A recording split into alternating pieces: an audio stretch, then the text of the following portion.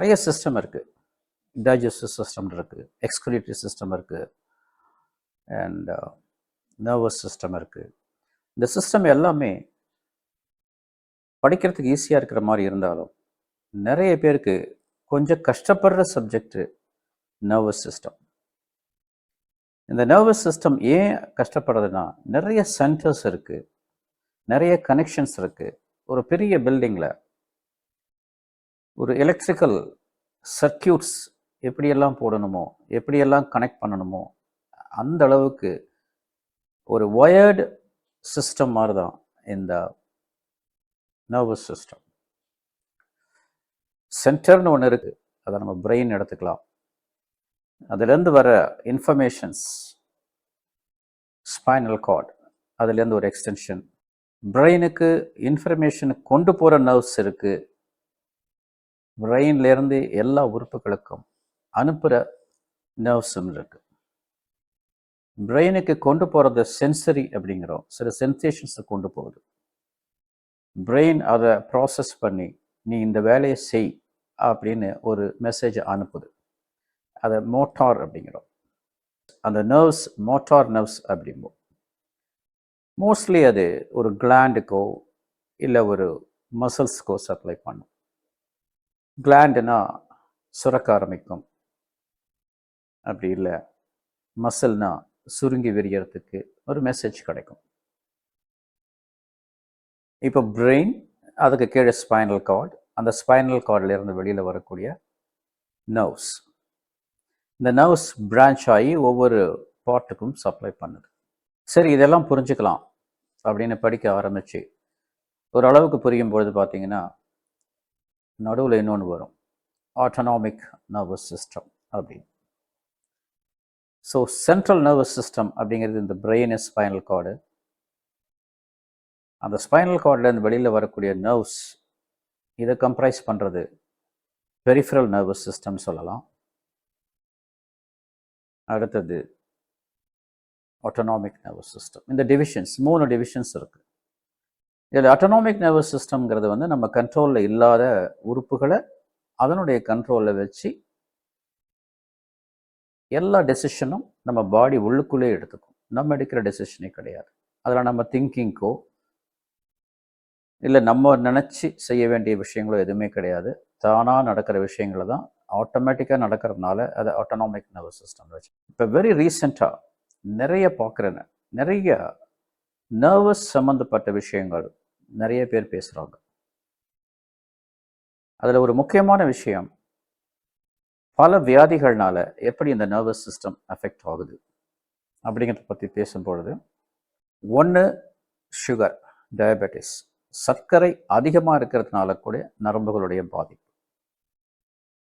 அடுத்தது B12, ஒரு vitamin, இது குறையிறதுனால ஏற்படக்கூடிய நர்வஸ் சிஸ்டம் ப்ராப்ளம். அடுத்தது ஆல்கஹால், அதை எக்ஸஸாக குடிக்கிறதுனால வரக்கூடிய ஒரு ப்ராப்ளம் ஆல்கஹால். இந்த 3 விஷயங்கள் நிறைய பேர் பேசுகிறாங்க. டயபெட்டிக் நியூரோபதி அப்படிங்கிறாங்க, நர்வஸ் சிஸ்டத்தை அஃபெக்ட் பண்ணும்பொழுது. B12 பெரிஃபரல் நியூரோபதி அப்படிங்கிறாங்க, B12 குறைபாட்டினால வரும்பொழுது. ஆல்கஹாலிக் பெரிஃபரல் நியூரோபதி அப்படிங்கிறாங்க. இந்த டேர்ம்ஸ் தான் நிறைய பேருக்கு புரியறதில்ல. ஒரு சில பேர் நியூரைட்டிஸ் அப்படிங்கிறாங்க, ஒரு சில பேர் நியூரோபதி அப்படிங்கிறாங்க. இது ரெண்டுக்கும் என்ன வித்தியாசம்? ஒன்று. ரெண்டாவது, பெரிஃபரல் நியூரோபதி அப்படிங்கிற வார்த்தை தான் யூஸ் பண்ணுறாங்க. நான் சொன்ன மாதிரி சென்ட்ரல் நர்வஸ் சிஸ்டம் அப்படிங்கிறது பிரெயின், ஸ்பைனல் கார்டு இதெல்லாம் அப்படி வரும். பெரிஃபரல் நர்வ்ஸ் அப்படின்னு வரும்போது, பெரிஃபரிங்னா என்ன? ஒரு மையத்தில், ஒரு சென்டரில் இருந்து தள்ளி இருக்கிறதெல்லாம் பெரிஃபரி. பிரெயின், ஸ்பைனல் கார்டு இதெல்லாம் ஒரு சென்ட்ரல்னு வச்சுக்கிட்டா, அதுலேருந்து வெளியில் ரொம்ப தூரத்துக்கு இந்த நர்வ்ஸ் போகுது. அதனால இதுக்கெல்லாம் பெரிஃபரல் நர்வ்ஸ் அப்படின்னு பேர். இந்த வியாதிகளில், சில வியாதிகளில் வெறும் இந்த பெரிஃபரல் நர்வ்ஸ் மட்டும் அஃபெக்ட் ஆகுது. சில வியாதிகளில் அந்த சென்ட்ரல் நர்வஸ் சிஸ்டம், பிரெயின், அதுவும் அஃபெக்ட் ஆகுது, ஸ்பைனல் கார்டும் அஃபெக்ட் ஆகுது. ஸோ இப்போ நியூரைட்டிஸ்னால் என்ன, நியூரோபதினா என்ன, இது ஒரு முக்கியமான விஷயம். ரெண்டாவது, எல்லாமே பெரிஃபரல் நியூரோபதிங்கிறாங்க. டயபெட்டிக் பெரிஃபரல் நியூரோபதிங்கிறாங்க. B12 டெஃபிஷியன்சியில் பெரிஃபரல் நியூரோபதி வருதுங்கிறாங்க. ஆல்கஹால்லையும் வருதுங்கிறாங்க. பட் டயபெட்டிக் பெரிஃபரல் நியூரோபதி வர்றவங்களுக்கு மட்டும்தான் இந்த ஆம்புடேஷன் அப்படிங்கிற லெவலுக்கு போகிறாங்க. மற்ற எல்லா வியாதியிலையுமே அதே டேர்ம்ஸ் தான் வருது பெரிஃபரல் நியூரோபதின்னு. ஆனால் அதில் எதுவுமே காலை எடுக்கணும், விரல் எடுக்கணும் அந்த ஸ்டேஜுக்கு போகிறது இல்லை. ஆனால் டயபெட்டிஸில் மட்டும்தான் இந்த ஆம்புடேஷனுங்கிறது போகிறாங்க. அப்போது அஃபெக்ட் ஆகிறது எல்லாம் பெரிஃபரல் நர்வ்ஸ் தான் அப்படின்னு இருந்தாலும் diabetic peripheral neuropathy, B12 deficiency neuropathy and alcoholic neuropathy இது எல்லாத்துக்குமே பேசிக்காக அந்த நரம்பில் என்ன நடக்குது அப்படிங்கிறது டிஃப்ரெண்ட்டாக இருக்கும். அதனால தான் டயபெட்டிக் ஆம்புடேஷன் பண்ணுறாங்க. மற்றதில் ஆம்புடேஷன் வரைக்கும் போகிறதில்லை. சுகருங்கிறதும் ஒரு நியூட்ரிஷன் சம்மந்தப்பட்ட விஷயம். B12ம் ஒரு நியூட்ரிஷனுக்கு தேவையான ஒரு விஷயம். ஆல்கஹாலும் பார்த்தீங்க அப்படின்னா அதுவும் ஒரு நியூட்ரிஷனல் டெஃபிஷியன்சினால் தான் நிறைய பேருக்கு நியூரோபதி வருது. எல்லாமே பார்த்தீங்கன்னா ஃபுட்டு சம்மந்தப்பட்டதாக இருக்குது. ஆனால் ஒன்றில் மட்டும் ஆம்புடேஷன் வரைக்கும் போகுது. அப்போ நியூரைட்டிஸ்னால் என்ன, நியூரோபத்தினா என்ன, ரெண்டுக்கு ஏதாவது டிஃப்ரென்ஸ் இருக்கா, இல்லை ரெண்டும் ஒன்று தானா? நியூரைட்டிஸ் அப்படிங்கிறதுல ITIS அப்படின்னு கடைசியாக முடியுது. இந்த மாதிரி எதெல்லாம் முடியுதோ அதுக்கு என்ன மீனிங் அப்படின்னா இன்ஃப்ளமேஷன் அப்படிங்கிறது பேர். நியூரைட்டிஸ்னா நர்வ் இன்ஃப்ளேம் ஆகிருக்கு. கெஸ்ட்ரைட்டிஸ்னா வயிறு இன்ஃப்ளேம் ஆகிருக்கு. ஆர்த்தரைட்டிஸ்னா மூட்டு ஜாயிண்ட் இன்ஃப்ளேம் ஆகிருக்கு அப்படிங்கிறது. இன்ஃப்ளமேஷன் அப்படிங்கிறது ஒரு வியாதி இல்லை. என்ன சொல்லப்போனால் ஏதோ ஒரு வியாதியோ ஒரு கிருமியோ ஒரு இன்ஜுரியோ நடக்கும் பொழுது நம்ம பாடி நம்மளை ப்ரொடெக்ட் பண்ணணும் அப்படிங்கிறதுக்காக நம்ம இம்யூன் சிஸ்டம் ரெஸ்பான்ஸ் தான் இன்ஃப்ளமேஷன். அப்போ இன்ஃப்ளமேஷன் இருக்கிறது நல்லதா கெட்டதா அப்படின்னா ஆக்சுவலி இது நல்லது. ஒரு ப்ராப்ளத்தை ஒரு குறிப்பிட்ட ஏரியாவுக்குள்ளே கண்ட்ரோல் பண்ணி வச்சுட்டு மற்ற இடங்களுக்கு பரவாமல் பண்ணணும் அப்படின்னு நம்ம இம்யூன் சிஸ்டம் ட்ரை பண்ணுது. அதை தான் இன்ஃப்ளமேஷன் அப்படிங்கிறோம். தமிழில் அழற்சி அப்படிங்கிறாங்க. ஆக்சுவலாக இன்ஃப்ளமேஷன்னா என்ன, அதனுடைய அறிகுறிகள் என்ன, அது நல்லதா கெட்டதா, ஏன் ஆன்டி இன்ஃப்ளமேட்டரி டயட்லாம் சாப்பிட்றாங்க, அப்போ இன்ஃப்ளமேஷன் கெடுதலா, இந்த டவுட்டும் வரும். நம்ம அதை இன்னொரு வீடியோவில் பார்க்கலாம். பட் இந்த இடத்துல நர்வ்ஸ் இன்ஃப்ளேம் ஆகிறதுனால அதை நியூரைட்டிஸ் அப்படிங்கிறாங்க. ஸோ இன்ஃப்ளமேஷன் அப்படிங்கிறது ஒரு காமன் டேர்ம். ஒரு பர்டிகுலர் உறுப்பு இன்ஃப்ளேம் ஆகிறதுனால அந்த உறுப்பு பேரை வச்சு பின்னாடி ஒரு ITIS அப்படிங்கிறத சேர்க்குறோம். கேஸ்ட்ரைட்டிஸ், ஆர்த்தரைட்டிஸ், பேங்க்ரியடைட்டிஸ், இந்த மாதிரி அந்த உறுப்பு பேரை போட்டு அந்த உறுப்பு இன்ஃப்ளேம் ஆகிருக்குன்னு காட்டுறதுக்கு உண்டான ஒரு டேர்ம். நியூரோபத்தின்னு சொல்லும்போது டயபெட்டிக் நியூரோபத்திங்கிறோம். அது ஒரு டிசீஸ், ஒரு ஆர்கன் இல்லை, ஒரு டிசீஸோடு சேர்ந்து வருது neuropathy. B12 deficiency peripheral neuropathy. இந்த இடத்துலையும் அந்த டிசீஸ் கிடையாது, அது ஒரு பர்டிகுலர் டெஃபிஷியன்ஸ்னால வரக்கூடிய பெரிஃபரல் நியூரோபதி. அடுத்தது ஆல்கஹாலிக் நியூரோபதி. அதே மாதிரி தான் ஆல்கஹால் எக்ஸஸாக கன்சியூம் பண்ணும்பொழுது அதனால் வரக்கூடிய ஒரு நியூரோபதியை, ஒரு நர்வ் இன்வால்மெண்ட்டை, ஒரு நர்வ் ப்ராப்ளத்தை நியூரோபதி அப்படிங்கிறோம். அப்போ நியூரோபதிங்கிறது ஒரு ஜென்ரலைஸ்டு டேர்ம், எதுவுமே பர்டிகுலராக குறிக்கலை. பட் நியூரைட்டிஸ் அப்படிங்கிறது ஒரு பர்டிகுலர் ஆர்கனில் வரக்கூடியது சேரும் பொழுது அதை நர்வில் வரதுனால நியூரைட்டிஸ், வயிற்றில் வந்தால் கேஸ்ட்ரைட்டிஸ், அந்த மாதிரி ஒரு சிங்கிள் ப்ராப்ளத்தை குறிக்குது. என்ன சொல்லப்போனால் ஒரு சிங்கிள் நர்வ் அதை கூட குறிக்கும். இப்போ கண்ணுக்கு போகிற நரம்பில் ப்ராப்ளம் வந்தால் ஆப்டிக் நியூரைட்டிஸ் அப்படிம்பாங்க. நம்ம கையில் வரக்கூடிய நரம்பு அதில் ஏதாவது ப்ராப்ளம்னா பிரேக்கியல் நியூரைட்டிஸ் அப்படிம்பாங்க. முகத்துக்கு சப்ளை பண்ணக்கூடிய ஃபேஷியல் நர்வ், முகவாதம்னு சொல்லியிருப்பீங்க. ஒரு சைடு முகம் சரியாக வேலை செய்யாமல் போகும் திடீர்னு, அதுக்கு ஃபேஷியல் நர்வ் நியூரைட்டிஸ், ஃபேஷியல் நியூரைட்டிஸ்ன்னு சொல்லுவாங்க. பட் அதுக்கு ஒரு பேரும் வச்சுருக்காங்க, பெல்ஸ் பால்சி அப்படின்னு. பால்சின்னா பார்ஷியல் லாஸ் ஆஃப் ஃபங்க்ஷன், ஒரு பால்சி ஒரு பேராலிசிஸ் அப்படின்னு கூட எடுத்துக்கலாம். ஸோ நியூரோபதி அப்படிங்கிறது சடனாக வர்ற ப்ராப்ளத்துக்கு நியூரோபதின்னு சொல்கிறதில்ல. நியூரைட்டிஸுங்கிறது சடனாக வரலாம். பட் நியூரோபதி அப்படிங்கிறது ஒரு லாங் ஸ்டாண்டிங் அஃபேர். வேறு ஏதோ ஒரு ப்ராப்ளத்தினுடைய அறிகுறிகள் இந்த நரம்பு நேரடியாக அஃபெக்ட் ஆகிறதில்ல ப்ராப்ளம். ஏதோ ஒரு வியாதி இந்த நரம்பை வீண் பண்ணுது, இந்த நரம்பை டேமேஜ் பண்ணுது. அதைத்தான் நியூரோபதி அப்படிங்கிறோம். எக்ஸஸ் சுகர் இந்த நரம்புல டேமேஜ் நடக்குது. B12 கம்மி அப்படிங்கும்போது இந்த நரம்பு பாதிக்கப்படுது.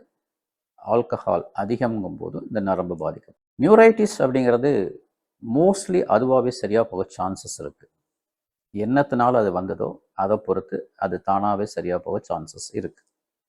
சம்டைம்ஸ் வெறும் ரெஸ்ட்டும் ஒரு சப்போர்ட்டிவ் தெரப்பும் ஒரு சிம்டமேட்டிக் ட்ரீட்மெண்ட் கொடுத்தா சரியாக போகலாம். பட் நியூரோபதி அப்படிங்கிறது இல்லை. அப்படிங்கிறது அதுவாக சரியாக போகாது. ஏன்னா அது எதனால் வந்ததோ அதை நீங்கள் சரி பண்ணணும் ஒன்று.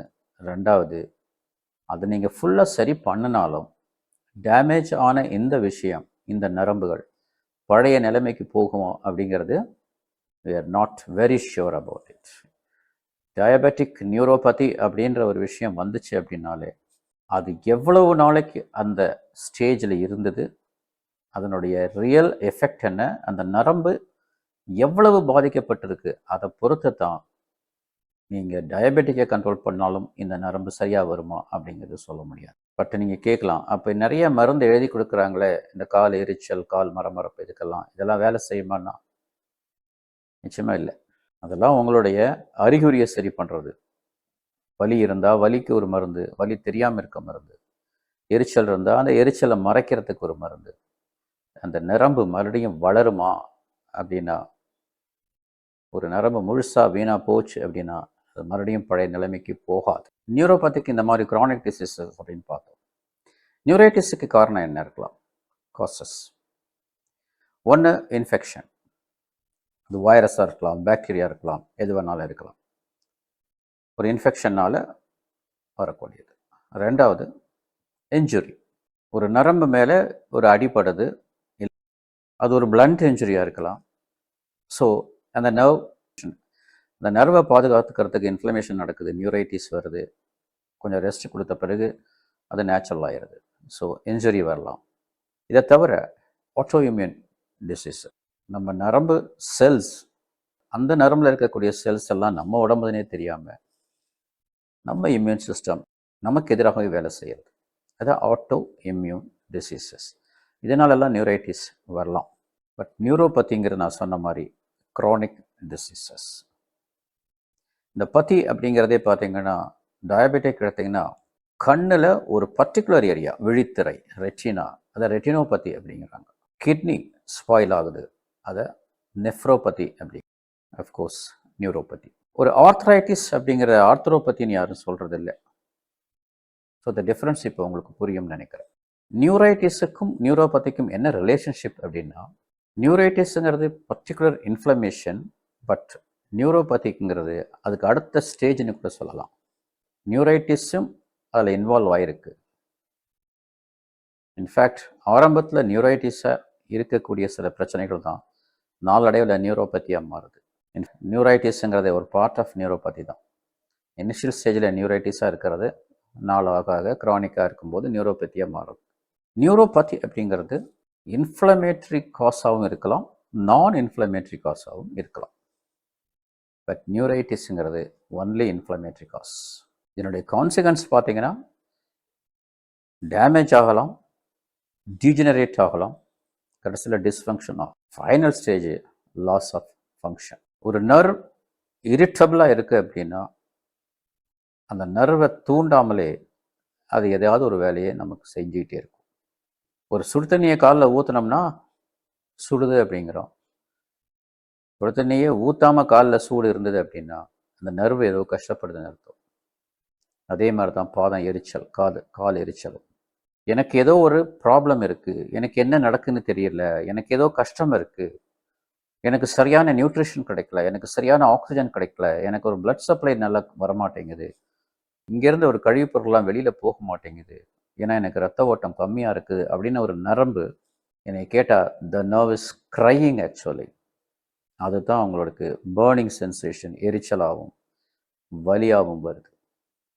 பட் நம்ம என்ன பண்ணுறோம், அந்த வலிக்கு ஒரு மாத்திரையை சாப்பிட்டுட்டு, அந்த எரிச்சலுக்கு ஒரு மாத்திரையை சாப்பிட்டுட்டு, அது எதனால் வந்ததோ அதை விட்டுடுறோம். ஒரு சின்ன எக்ஸாம்பிள் சொல்லணும். ஒரு குழந்தை அழுதுட்டு இருக்கு அப்படின்னா அந்த குழந்தைக்கு ஏதோ ஒரு கஷ்டம் இருக்குன்னு அர்த்தம். நீங்கள் அந்த என்ன கஷ்டம்னு பார்த்து சீக்கிரம் சரி பண்ண பார்க்கணும் அந்த கஷ்டத்தை. இல்லை நீங்கள் வேலையாக இருக்குது எனக்கு இப்போ இல்லை டைம் இல்லை அப்படின்னு விட்டீங்க அப்படின்னா கொஞ்ச நேரம் கழிச்சு அந்த குழந்தை அழுகிற சத்தம் நின்றுருக்கும். நீங்கள் நினச்சிட்டு இருப்பீங்க அந்த குழந்தை சரியாக போச்சு அப்படின்னு. எட்டி பார்த்தா சம்டைம்ஸ் அந்த குழந்தை இறந்தே போயிருக்கும்.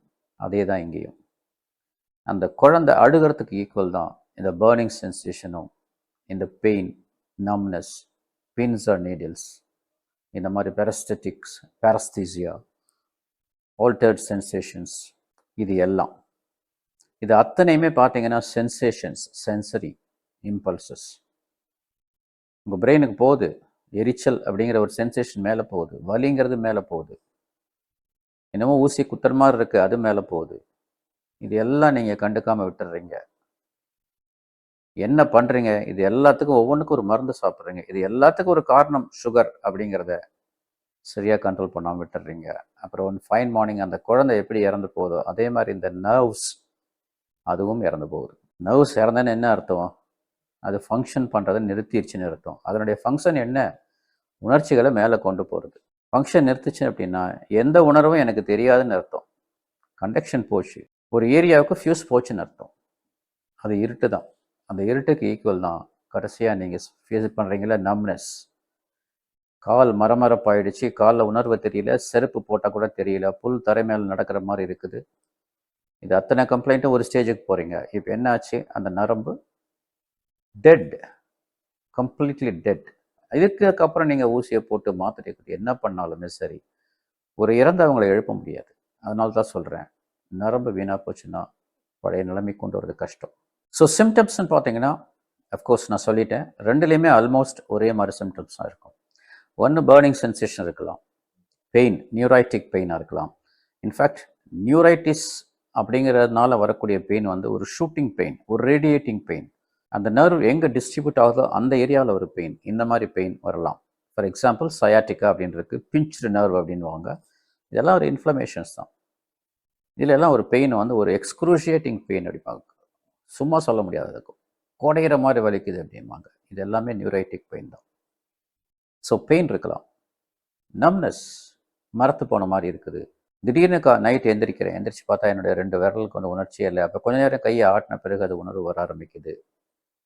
அதே மாதிரி காலில் விரல் நுனியிலெல்லாம் எனக்கு சென்சேஷன் கம்மியாக இருக்கிற மாதிரி தெரியுது. எல்லாருக்கும் தெரிகிற சூடு எனக்கு ரொம்ப லேட்டாக தான் தெரியுது. ஸோ இந்த மாதிரி பெயின், டெம்பரேச்சர், ப்ரெஷர், இந்த சென்சேஷன்ஸ்லாம் குறைய ஆரம்பிக்கும். இதை தவிர சென்சேஷன்ஸ் குறையும் போது தரை எங்கே இருக்குது, படி எங்கே இருக்குது அப்படிங்கிற அந்த சென்சேஷனும் போயிடும். அப்போ நீங்கள் தடுமாற ஆரம்பிக்கிறீங்க, பேலன்ஸ் போகுது. ஸோ இது ஒரு முக்கியமான கம்ப்ளைண்ட் நியூரோபதி ஆர் நியூரோபதி இருக்கிற பேஷண்ட்ஸ்க்கு. டிங்லிங் அப்படிம்பாங்க. இது அடுத்த ஸ்டேஜ் கொஞ்சம் போகும்போது இந்த நர்வ்ஸ் எந்தெந்த மசிலுக்கு சப்ளை பண்ணுதோ அந்த மசில் எல்லாம் அதனுடைய சைஸை குறைக்க ஆரம்பிக்கும், சுருங்க ஆரம்பிக்கும். அப்போ மசில் ஆட்ரோஃபி வரதுக்கு சான்சஸ் இருக்குது. ஒரு மசிலுக்கு ரத்த ஓட்டம் முக்கியம், நர்வ் சப்ளையும் முக்கியம். ஒரு நர்வ் சப்ளையை நீங்கள் இங்கே கட் பண்ணீங்க அப்படின்னா அந்த நர்வ் அதனுடைய ஃபங்க்ஷனை, அந்த மசில் சைஸை குறைக்க ஆரம்பிக்கும், அது சுருங்கி வேணும் அப்படிங்கிற தன்மையே போயிடும். அந்த மாதிரி பீப்புளுக்கு தான் பார்த்தீங்கன்னா ரிஸ்ட் ட்ராப், ஃபுட் ட்ராப் அப்படின்ற ப்ராப்ளம் வரும். ட்ராப் ஆயிரும், கை தொங்கி போயிடும், கால் தொங்கி போயிடும். தூக்கும்போது உங்களுடைய பாதம் மட்டும் கீழே தொங்கும், அது ஃபுட் ட்ராப். கையை தூக்குனீங்கன்னா உங்கள் விரல்கள் மட்டும் கீழே தொங்கிட்டு இருக்கும், மேலே தூக்க முடியாது. இது மசில்ஸ். இந்த ப்ராப்ளமும் வர சான்சஸ் இருக்குது. Long standing neuropathy, diabetic neuropathy, இல்லை B12 நியூரோபதி, இதில் எல்லாம். ஸோ நியூரைட்டிஸ் அண்ட் நியூரோபதி இது ரெண்டுக்கும் இவ்வளோ வித்தியாசங்கள் இருக்குது. நான் சொன்ன மாதிரி நியூரோபதிங்கிறது ஒரு க்ரானிக் டிசீஸினுடைய எஃபெக்ட், நியூரைட்டிஸுங்கிறது சடனாக ஏற்படக்கூடிய ஒரு டிஃபெக்ட். ரெண்டுக்கும் வெவ்வேறு மாதிரியான ட்ரீட்மெண்ட் இருக்குது. நியூரைட்டிஸில் டைரெக்டாக அந்த நர்வை சரி பண்ணுறதுக்குண்டான ட்ரீட்மெண்ட் இருக்குது. பட் நியூரோபதியில் நர்வை டைரெக்டாக நம்ம சரி பண்ணலை, நர்வ் எதனால் வீணாக போச்சோ அதை சரி பண்ண பார்க்குறோம். சரியான சமயத்தில் கண்டுபிடிச்சி சரியான மருந்தை கொடுத்து சரியான அட்வைஸ் பண்ணலை அப்படின்னா அவங்களுக்கு அந்த நர்வ் வேலை செய்கிறத இழந்தாங்க அப்படின்னா அதுக்கப்புறம் அதை பழைய நிலைமை கொண்டு வர முடியாது. ஒரு ஒரு கொஸ்டின் கேட்டேன் ஆரம்பத்தில், டயபெட்டிக் பெரிஃபரல் நியூரோபதி இந்த பீப்புளுக்கு மட்டும் ஏன் ஆம்புடேஷன், B12 டெஃபிஷியன்ஸ்னால் வரக்கூடிய பெரிஃபரல் நியூரோபதி அவங்க யாருக்கும் ஆம்புடேஷன் பண்ணுறதில்ல, ஆல்கஹாலிக் பெரிஃபரல் நியூரோபதி இதுலேயும் ஆம்புடேஷன் வரைக்கும் போகிறதில்ல, ஏன்? இதை நெக்ஸ்ட் வீடியோவில் பார்க்கலாம்.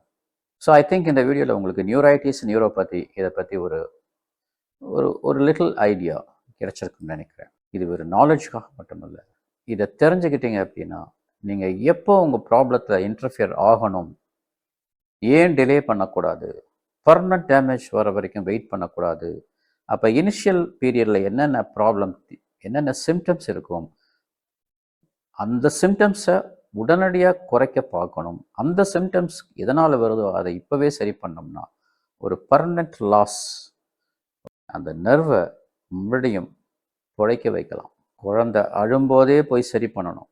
சத்தம் நின்றுடுச்சுன்னா குழந்தை இறந்துச்சுன்னு சொன்னேன். அதே தான் நம் நர்வ்ஸ் பொறுத்த வரைக்கும் மிக மிக முக்கியமானது. டயபெட்டிஸ் கண்ட்ரோல் பண்ணிக்கோங்க.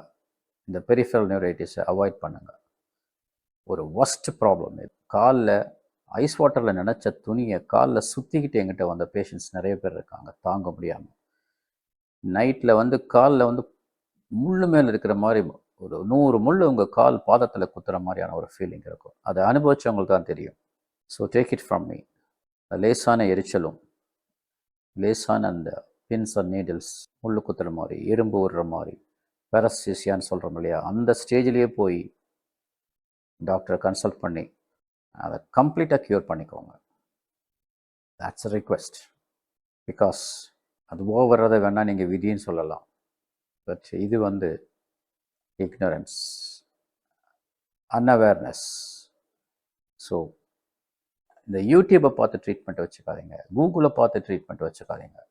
பூசணிக்காயை வைங்க, சுரக்காயை வைங்க, இருக்கம்பூ வைங்க, இந்த மாதிரி பல ட்ரீட்மெண்ட். பட் ஐ திங்க் இப்போ நீங்கள் ஓரளவுக்கு தெளிவாயிருப்பீங்கன்னு நினைக்கிறேன். ஸோ தயவு செய்து சரியான டாக்டர்கிட்ட போய் இந்த அடிப்படை காரணத்தை சரி பண்ணி உங்கள் நர்வ்ஸை காப்பாற்றிக்கோங்க. போனால் திரும்ப வராது. நான் டாக்டர் பாலசுப்ரமணியம். தேங்க்யூ.